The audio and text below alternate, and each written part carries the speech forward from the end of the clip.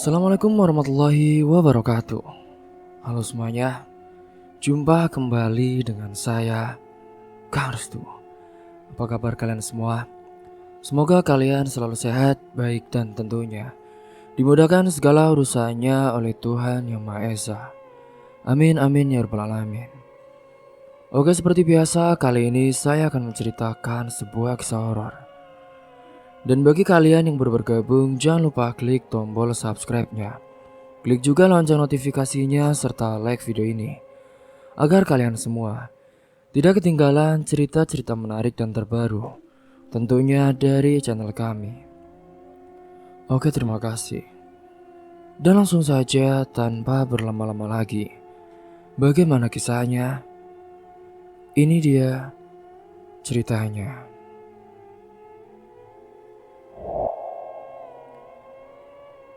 Pada pagi hari itu, mentari yang baru saja menyembul malu-malu dari balik perbukitan menghangatkan kabut tipis yang menyelimuti sawah-sawah di desa tempat kecil Aida tinggal.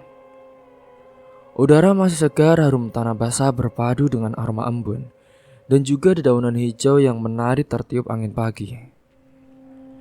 Di sebuah rumah kayu sederhana di tepi pematang, Aida sudah bangun sejak sebelum azan subuh berkumandang. Seperti biasa, dia pun langsung menyiapkan air panas dan juga sarapan sederhana untuk ibunya, Bu Eka, dan juga adik kecilnya Nanda yang masih duduk di bangku kelas 4 SD. Aida adalah sosok wanita muda yang tangguh. Wajahnya cantik alami, tidak dipoles berlebihan. Namun pesonanya terpancar jelas dari mata beningnya dan juga senyum yang hangat. Tubuhnya tegap dan juga ramping, terbentuk dari kebiasaan hidup disiplin dan juga kerja kerasnya. Rambut hitam panjang yang selalu dikunci rapi menjadi ciri khas dari wanita itu. Begitu juga dengan tatapan matanya yang tegas namun menyimpan kelembutan. Aida adalah anak pertama dari Bu Eka, seorang perempuan tua yang meski usianya sudah di atas 50 tahun, tetap terlihat menarik dan juga cantik. Kulitnya yang mulai keriput tidak mampu menutupi jejak-jejak kecantikan masa mudanya. Bu Eka adalah seorang pekerja yang bekerja bertani sawah. Ia mengerjakan lahan kecil warisan mendiang almarhum suaminya. Dan dia tidak pernah mengeluh, meski harus membungkuk di bawah terik matahari ataupun kehujanan di tengah ladang. Dalam keseharian dia, ia mengenakan caping dan juga sarung lusuh, namun selalu tersenyum setiap kali pulang membawa hasil panen, meski hanya beberapa ikat kangkung ataupun sekeranjang kecil padi. Aida tahu beban keluarga kini ada di pundaknya. Sejak ayah mereka meninggal saat ia masih SMP, semua tanggung jawabnya berubah. Ia terpaksa menunda kuliah demi bisa membantu ibunya dan juga membesarkan adik semata wayangnya. Beruntung ia mendapat pekerjaan di sebuah salon kecantikan yang ada di kota ataupun kecamatan yang jaraknya sekitar 7 km dari rumah. Setiap pagi selepas mengantar adiknya ke sekolah dan membantu ibunya menyiapkan bekal ke sawah, ia akan mengendarai motor beatnya yang melewati jalan berkelok, berlubang dan terkadang berlumpur untuk sampai ke tempat kerja. Salon tempat Aida bekerja tidaklah terlalu besar, namun cukup ramai. Ia sudah bekerja di sana hampir 2 tahun. Pemiliknya adalah seorang ibu parubaya bernama Bu Rani, yang sangat menyukainya karena selain cekatan, Aida juga ramah dan juga sopan terhadap pelanggan. Ia bisa memotong rambut, kerimbat facial, dan kadang-kadang juga merias pengantin di akhir pekan. Dan dari hasil kerjanya itu, Aida bisa menyisihkan sedikit demi sedikit untuk ditabung, dengan harapan suatu saat nanti ia bisa membuka salon sendiri ada di rumahnya. Meski kehidupannya sederhana, Aida tidak pernah merasa kekurangan. Ia punya semangat dan cinta yang besar untuk keluarganya.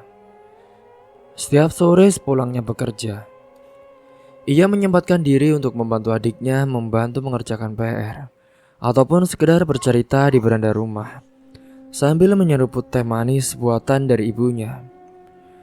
Kadang ia juga ikut ke sawah jika hari libur, membantu ibunya menanam bibit padi ataupun membersihkan rumput liar. Ia tidak pernah merasa malu menjadi anak petani. Baginya, sawah adalah tempat kehidupan bermula, tempat peluh dan juga harapan disemai setiap hari.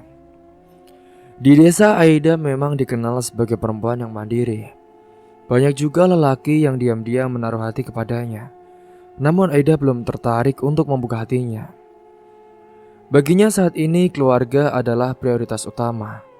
Ia tahu betul, masalah cinta bisa menunggu dan ia juga percaya jika waktunya tiba, Tuhan pasti mempertemukan dia dengan seseorang yang tepat.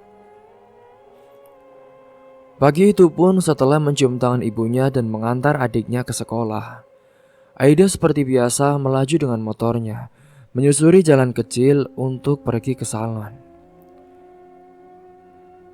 Jaketnya dan juga helm lusuh menjadi pelindung dan udara pagi yang dingin saat itu.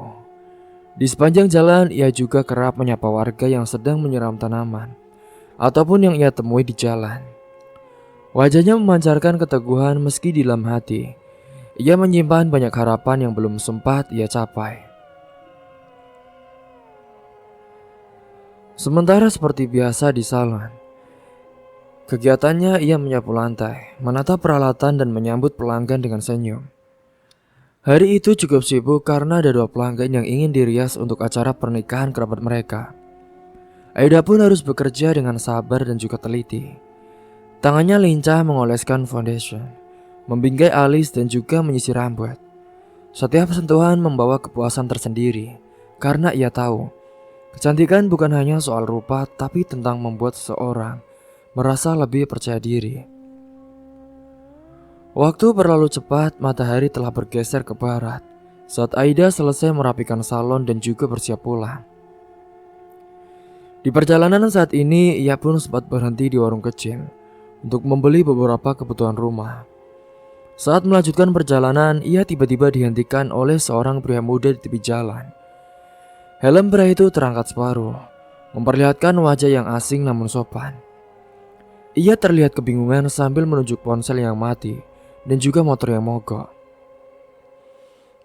Maaf mbak, boleh minta tolong? Soalnya saya nggak tahu mbak arah ke desa Sukamaju. Ini motor saya tiba-tiba mati. Boleh tanya arah nggak mbak? Sekalian pinjam HP-nya sebentar. Tanya pria itu dengan pelan. Aida menatap pria itu sejenak, menilai dengan cepat apakah dia orang berbahaya atau tidak. Namun perasaannya dan juga pengalaman hidupnya membuatnya cukup peka membaca gelagat orang. Ia pun akhirnya mengangguk memberikan petunjuk arah dan membiarkan pria itu memakai ponselnya sebentar untuk mengabari seseorang. Ini mbak, terima kasih banyak ya. Oh iya, nama saya Rizal, kata pria itu tersenyum sambil menyerahkan kembali ponselnya. Aida hanya mengangguk singkat lalu kembali menyalakan motor beatnya dan melanjutkan perjalanan pulang. Ya mas, sama-sama. Kalau gitu saya pulang dulu ya mas. Dasarnya mas ini udah ada temannya. Iya mbak, terima kasih ya mbak sekali lagi. Aida tak pernah menyangka pertemuan singkat itu akan berulang di hari-hari berikutnya dan perlahan-lahan membawa warna baru dalam kehidupannya yang tenang itu. Namun saat ini, Aida belum tahu. Ia hanya tahu bahwa hidup adalah tentang menjalani hari demi hari dengan ketulusan. Tentang bangun pagi memeluk ibu, mengantar adiknya ke sekolah dan bekerja dengan sepenuh hati. Tentang menunggu musim panen, menahan rindu, dan sesekali bermimpi saat menatap bintang di langit yang bersih. Senja mulai merambat ketika ia tiba di rumah. Bu Eka sedang menjemur gabah di halaman, dan Nanda beralih kecil menyambutnya dengan tawa. Aida meletakkan helmnya di bangku mencium kening ibunya dan masuk ke dapur untuk menanak nasi. Hari ini, hari berakhir dengan seperti biasanya. Namun tak pernah apa hati Aida terasa lebih hangat. Ia juga tahu besok akan datang lagi dengan cerita baru. Entah tentang pelanggan di salon, canda adiknya, panen ibunya, atau mungkin tentang pertemuan yang tak pernah disangka-sangka. Setelah melewati hari-hari yang menyenangkan itu, Aida pun tertidur dengan lelap dan juga dengan wajah yang tenang. Singkat cerita saat itu, tepatnya beberapa hari setelah pertemuan singkat itu dengan Riza. Hari ini pun, hujan sempat turun deras hampir sepanjang hari. Desa kembali basah, jalanan licin dan berlumpur. Namun kehidupan tetap berjalan. Aida yang akhir-akhir ini sering kebagian job untuk merias pengantin. Ia sedang bersiap-siap untuk pulang setelah menyelesaikan riasan terakhir di sebuah acara pernikahan di desa seberang. Waktu itu sudah menjelang sore dan langit mulai menggelap. Jalanan yang dilalui pun sempit dan juga basah, dikelilingi sawah serta pohon-pohon rindang yang masih meneteskan sisa hujan. Motor Beat milik Aida itu melaju dengan perlahan, berusaha menghindari genangan air dan juga batuan yang tersembunyi di bawah lumpur. Dia lelah, tubuhnya pegal karena harus berdiri seharian. Namun ada juga perasaan lega dan juga bangga di dalam hatinya. Riasan hari itu berjalan lancar. Pengantin terlihat cantik dan Aida pun kembali membawa pulang sedikit rezeki untuk keluarganya. Namun tak disangka saat berada tepat di tikungan tajam, ada sebuah mobil dari arah berlawanan melaju cukup kencang dan terlalu ke tengah jalan. Aida sempat mengerem mendadak, namun ban motornya tergelincir. Tabrakan saat itu tak bisa dihindari. Bodi motornya terserempet dan tubuh Aida pun terjatuh ke bahu jalan. Dada dan lututnya terasa nyeri hebat. Suara klakson mobil terdengar samar di antara deru hujan yang mulai turun lagi. Beberapa warga pun mendekat, mencoba untuk menolong pemilik mobil dan juga Aida. Sementara saat itu, si pemilik yang tak lain adalah seorang pria parubaya. Dia pun segera turun dengan panik, lalu meminta maaf dan membantu mengangkat Aida ke pinggir jalan. Aduh, maaf ya mbak, saya tak sengaja loh. Soalnya tadi pandangan saya ketutup sama hujan itu, jadi kurang fokus. Aida tidak bisa berdiri sempurna saat itu. Kakinya memar dan pergelangan tangannya pun sakit. Namun ia tetap mencoba tenang, tak ingin membuat keributan. Ia hanya meringis sambil memegangi kakinya. Tubuhnya gemetar karena sakit dan juga dingin. Dan saat itulah Rizal tiba-tiba muncul. Ia tak sengaja sedang lewat karena hendak mengunjungi pamannya di desa yang sama. Melihat Aida dalam keadaan begitu, Rizal pun langsung turun dari motornya dan berlari menghampirinya. Loh, Mbak Aida? Astagfirullah, kamu kenapa mbak? Suaranya cemas, matanya langsung mencari tahu kondisi dari Aida. Aida mencoba tersenyum meski wajahnya pucat. Ini mas, tadi tak sengaja diserempet mobil. Aku gak apa-apa kok, cuma sedikit sakit. Rizal tak percaya begitu saja. Ia membantu membawa Aida ke warung terdekat untuk berteduh sementara dan memastikan tak ada luka serius saat itu. Sambil menunggu, Rizal pun menelpon temannya yang punya mobil untuk membawa Aida ke puskesmas terdekat.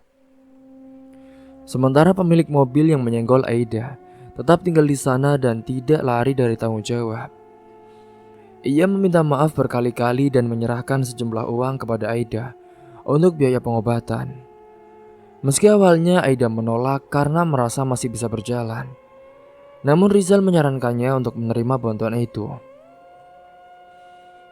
Mbak, ini anggap saja buat ganti rugi ya.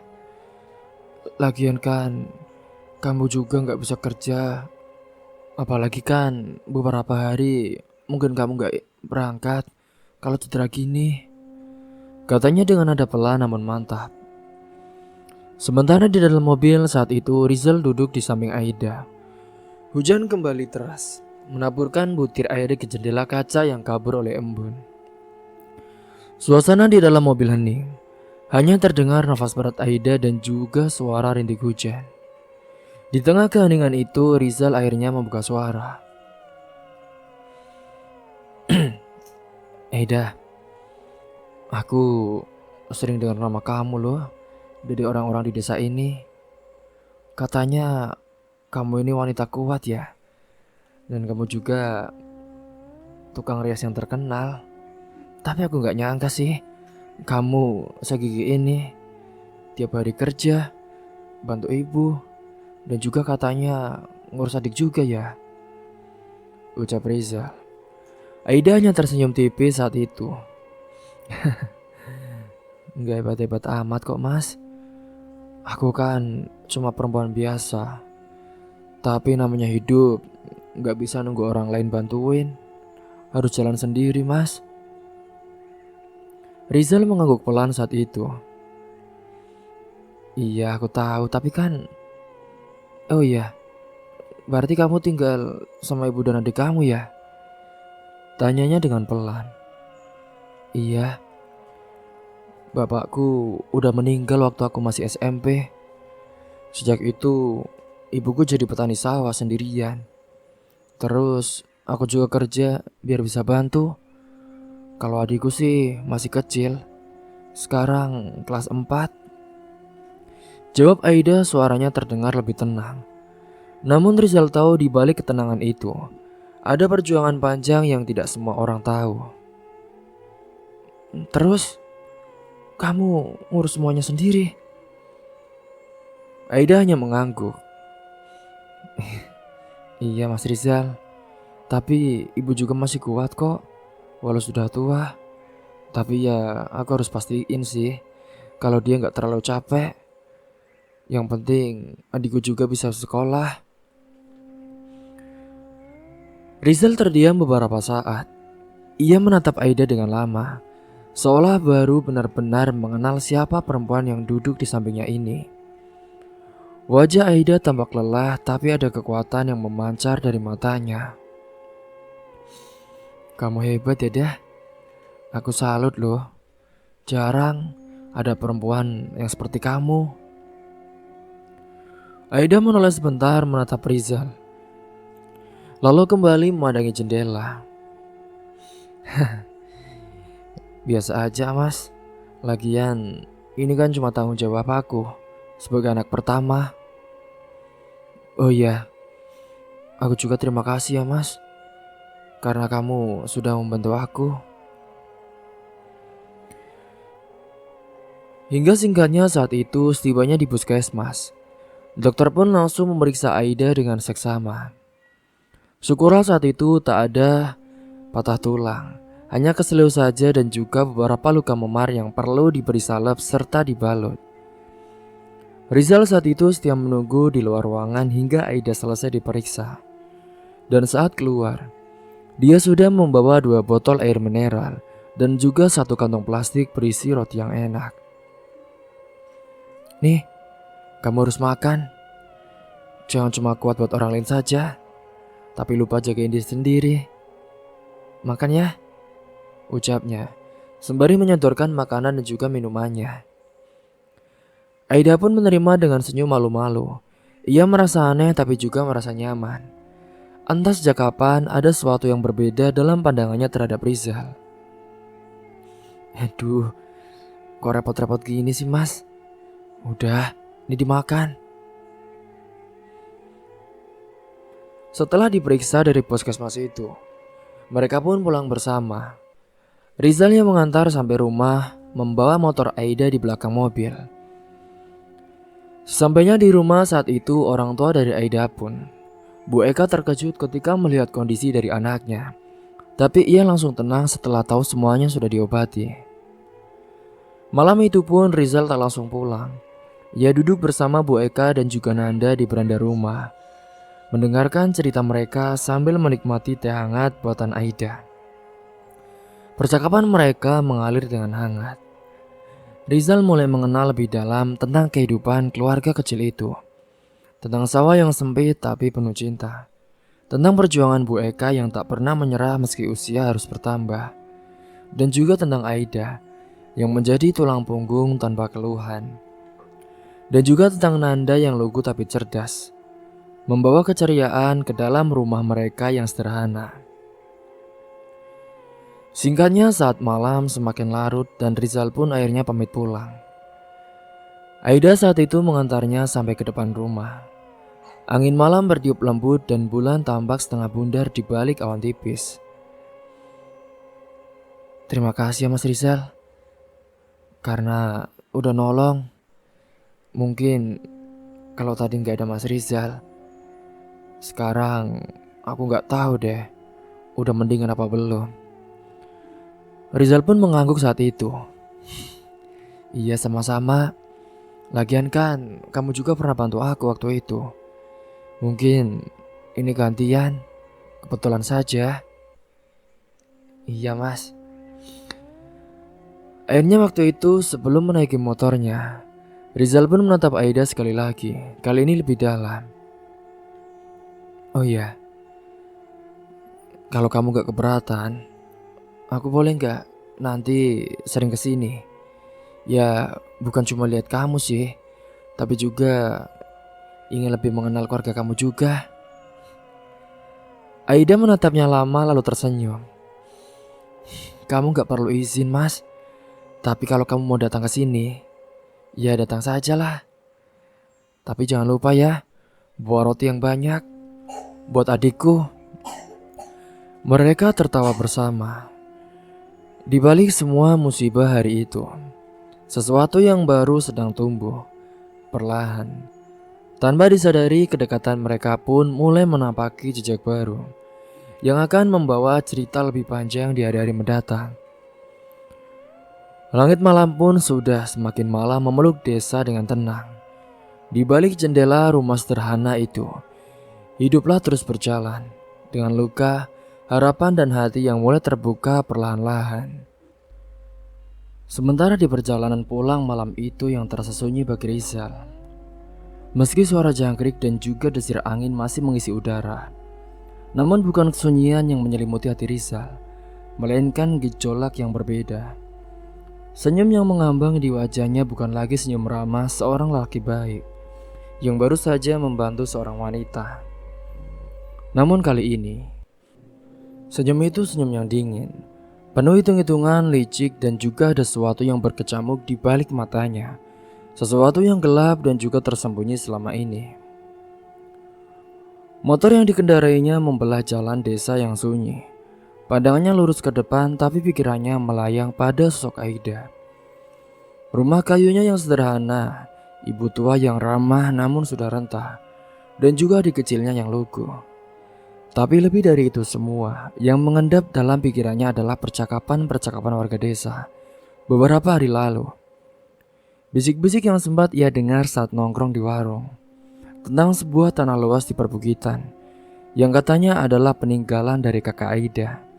Tentang sawah yang diam-diam masih tersimpan sertifikatnya atas nama Bu Eka, tapi belum pernah dijual karena alasan keluarga. Itulah yang jadi pemicu ketertarikan Rizal yang sebenarnya. Bukan hanya pada Aida, meski kecantikan dan juga kemandiriannya memang memikat, tapi juga pada semua potensi harta warisan yang belum disentuhnya. Aida memang hidup sederhana, tapi bukan berarti keluarganya miskin. Mereka hanya menolak menjual apa yang diwariskan. Tapi bagi Rizal, itu berarti ada sesuatu yang bisa dia rebut dan juga bisa dia manfaatkan. Sesampainya di kota saat itu, Rizal pun langsung menuju sebuah rumah tua yang tampak angker dari luar. Rumah itu sebenarnya markas, tempat berkumpulnya geng kecil yang ia pimpin, yang selama ini dikenal dengan aksi-aksi penipuan dan juga penggelapan tanah di desa-desa kecil. Beberapa pria sudah menunggunya di ruang tengah, duduk santai dengan rokok mengepul dan wajah penuh rasa ingin tahu. Begitu Rizal membuka pintu dan juga masuk, mereka pun langsung menoleh. Gimana bos? Dapat sasaran baru? Tanya salah satu dari mereka dengan nada bercanda. Rizal pun hanya tertawa kecil, melemparkan jaketnya ke kursi, lalu duduk santai sambil mengambil sebatang rokok. Ini bukan lagi cuma sasaran bro, ini jackpot, katanya. Serius loh? Emangnya siapa?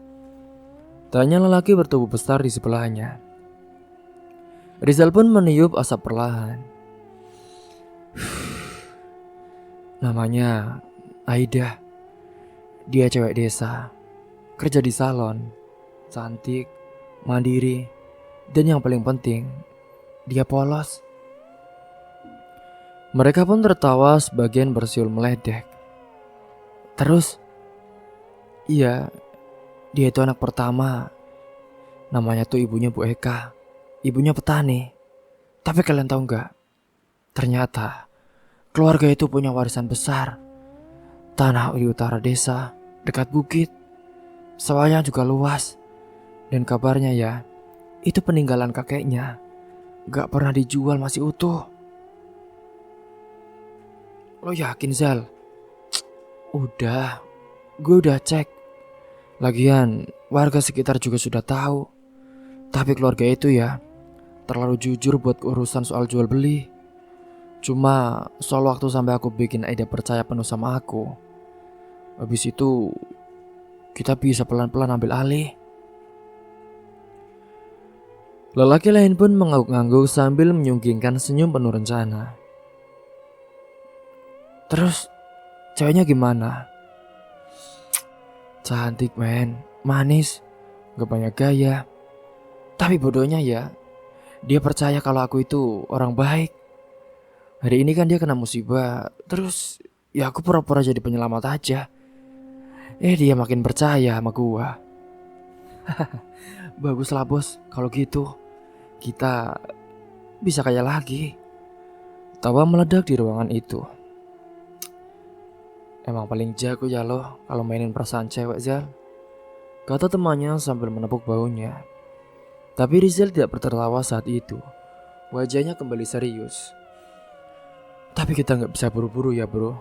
Kita harus main halus. Bangun kepercayaan dia dulu. Deketin ibunya juga. Bikin mereka pikir aku bakal jadi bagian dari keluarga itu. Dan kalau udah lengket, baru kita mainkan surat-surat tanah itu. Terus kalau mereka gak mau bro, tenang, kita punya banyak cara buat bikin mereka mau. Tapi untuk sekarang, aku butuh waktu. Aku bakal main peran yang rapi. Tapi Zal, kalau ceweknya jatuh cinta gimana? Itu malah bagus lah. Malah semakin mudah, jawab Rizal dengan singkat. Sementara itu di rumah kecil yang sederhana, Aida sedang membantu ibunya menyeduh teh hangat sambil bercakap ringan. Nada sudah tidur di dalam kamar. Sementara suara jangkrik menemani malam mereka. Tak ada yang tahu bahwa di luar sana orang yang mereka percayai ternyata menyimpan rencana jahat di balik kebaikan palsunya. Aida pun menceritakan lagi pada ibunya tentang kejadian tadi siang. Tentang bagaimana Rizal menolong dan mengantar ke puskesmas. Tentang bagaimana ia sabar menemani dan bahkan membelikan makanan. Ibu tahu gak bu? Dia tuh orang baik loh bu. Iya nak. Gak semua orang loh mau repot-repot kayak gitu. Tapi kamu harus hati-hati ya. Orang baik belum tentu baik selamanya. Kita juga kan gak pernah tahu isi hati orang. Iya bu. Tapi kita juga gak boleh seuzon yang jelek-jelek bu. Iya, ibu cuma waspada saja sama kamu. Aida pun hanya menjawab dengan anggukan. Di matanya Rizal adalah masih terlihat seorang yang tulus. Seorang pemuda yang sopan, ringan tangan, dan mulai mendekati keluarganya tanpa pamrih. Ia belum tahu apa yang disimpan oleh lelaki itu di balik senyum hangatnya. Beberapa hari berikutnya Rizal pun makin sering datang. Ia membawa buah tangan, kadang sayur segar, kadang mainan kecil untuk Nanda, dan juga ia beberapa kali ikut turun ke sawah, pura-pura belajar dari Bu Eka tentang bercocok tanam. Semua dilakukannya dengan rapi dan juga penuh skenario. Aida semakin membuka hati. Ia mulai merasa tenang saat Rizal datang. Ada rasa nyaman yang pelan-pelan tumbuh, meski dia sendiri belum mengakuinya. Tapi Bu Eka diam-diam masih menyimpan rasa waspada saat itu. Singkat cerita, pada malam itu pun Rizal pun kembali duduk di beranda rumahnya, berbincang dengan Aida sembari menyeruput teh hangat.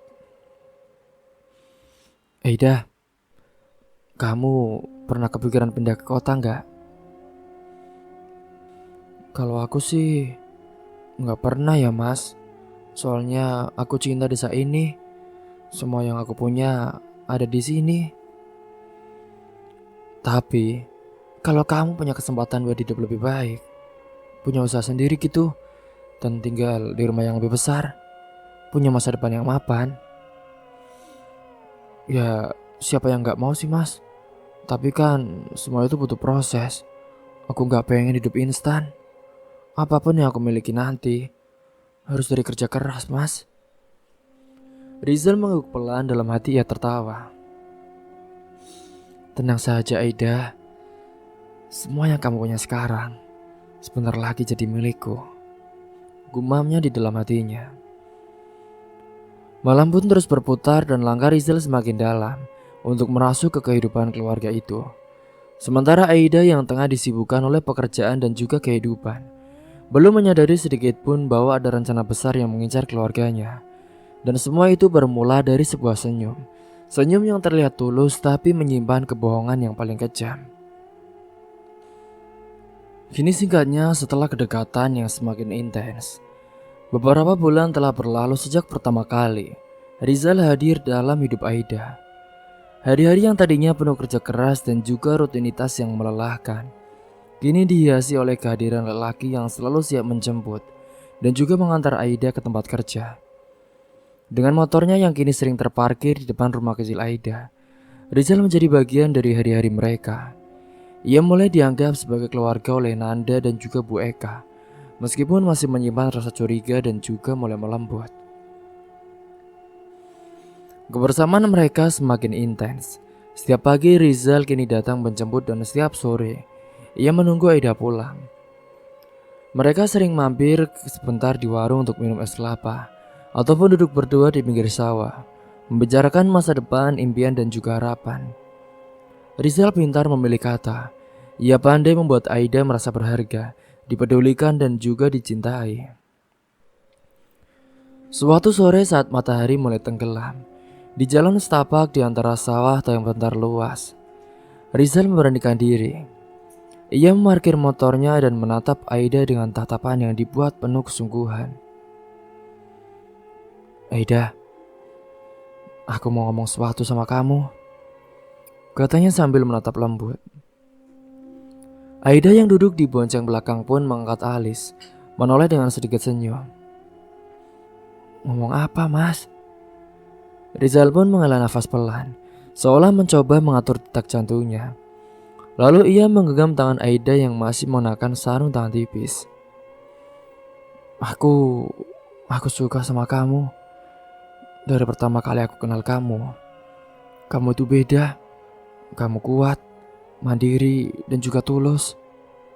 Aku pengen kamu jadi pacarku. Aku gak main-main dah. Aida pun langsung menatapnya, tak langsung menjawab. Hatinya berdebar dengan hebat. Ia tak pernah menyangka akan mendengar kata-kata itu. Meski selama ini hubungan mereka sudah begitu dekat. Pelan-pelan senyum mengembang di bibirnya. Dengan malu-malu ia pun mengangguk. Iya mas, aku juga suka sama kamu. Rizal pun tersenyum lebar, memeluk Aida dengan singkat saat itu, lalu mengusap kepalanya dengan sayang. Hari itu mereka resmi menjadi sepasang kekasih. Dan sejak saat itu pun, mereka tampak semakin mesra. Rizal semakin sering datang, bahkan kadang membawakan makanan untuk keluarga Aida. Ia tak pernah absen menunjukkan perhatian dan juga kepeduliannya. Namun dibalik semua itu, niat Rizal tetap tak berubah.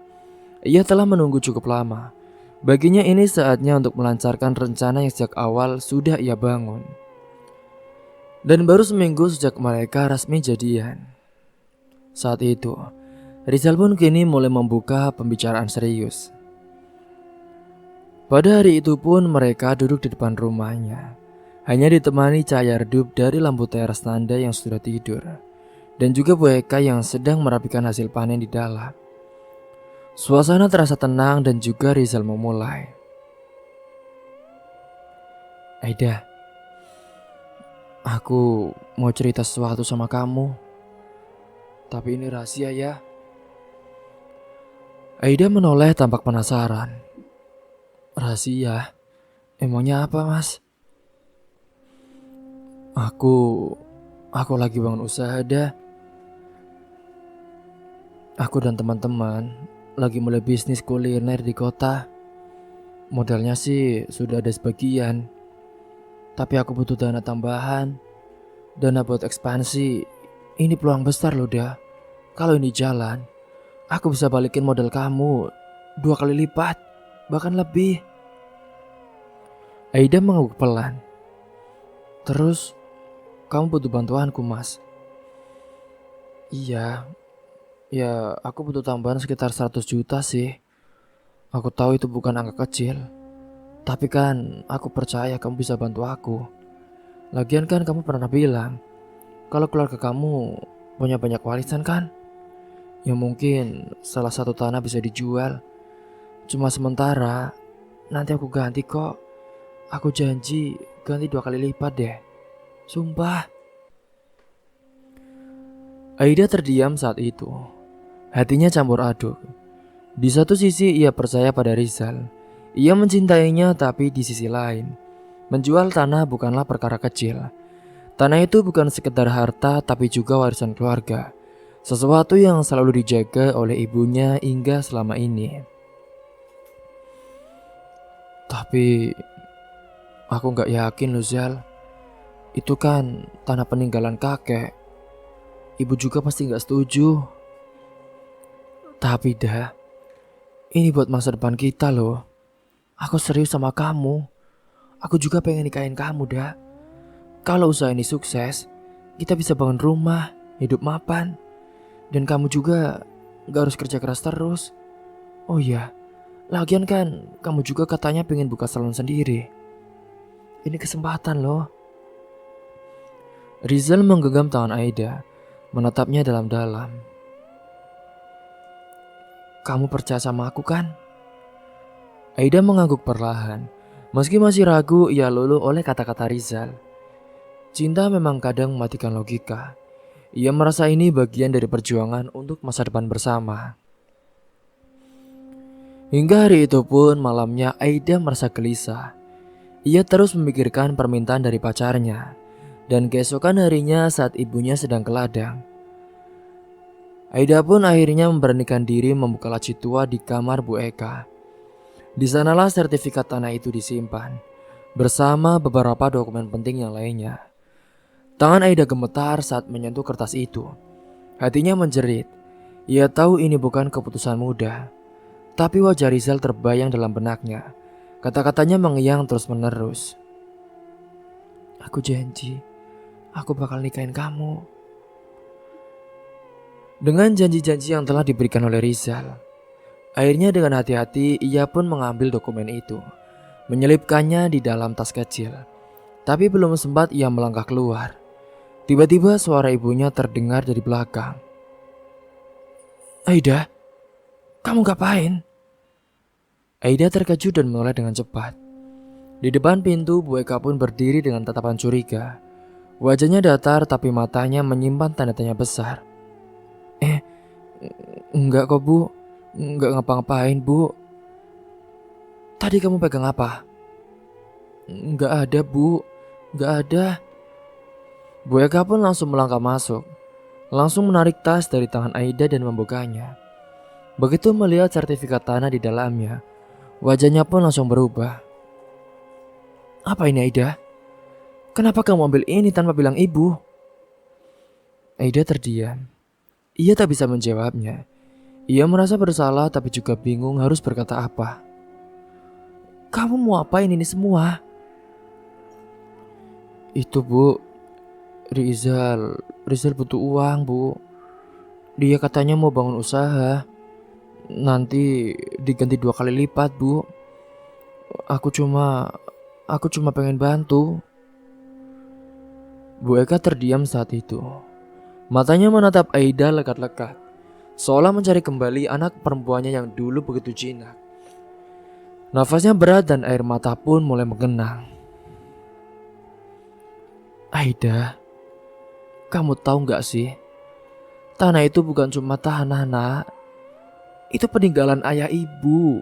Itu satu-satunya yang kita punya. Kalau itu jual, kita tinggal apa? Aida menangis. Tapi bu, maaf bu. Aku cuma... Aida, jangan karena kamu cinta, kamu buta ya. Ibu juga gak kenal Rizal sebaik kamu loh. Tapi ibu bisa lihat, dia terlalu manis, terlalu mudah berjanji. Kamu harus lebih hati-hati, nak. Aida terdiam saat itu. Hatinya kacau. Antara rasa cinta dan juga rasa bersalah yang tak bisa dipisahkan. Malam itu pun sertifikat kembali disimpan. Dan Aida tahu saat itu usahanya gagal. Ia tidak jadi memberi apa yang diminta oleh Rizal. Tapi ada sesuatu yang berubah. Seketika hati kecilnya pun mulai bertanya, apakah semua ini memang cinta? Atau hanya sandiwara yang perlahan membuka wajah aslinya? Sementara di tempat lain, Rizal pun yang menunggu kabar duduk gelisah di atas motornya. Ia menggerutu dengan pelan, tak menyangka rencananya nyaris terbongkar terlalu cepat. Tapi satu hal yang ia tahu pasti, ia belum selesai. Permainan ini baru saja dimulai. Dan ia akan merencanakan hal yang lebih gila lagi untuk menjebak dan menghancurkan Aida beserta keluarganya. Sampai di sini dulu kisahnya. Tunggu kelanjutannya di part selanjutnya. Mungkin itu saja yang dapat saya sampaikan. Kurang lebihnya mohon maaf apabila ada salah kata ataupun ucapan yang kurang berkenan bagi kalian semua. Sampai jumpa di cerita selanjutnya. Akhir kata, wassalamualaikum warahmatullahi wabarakatuh.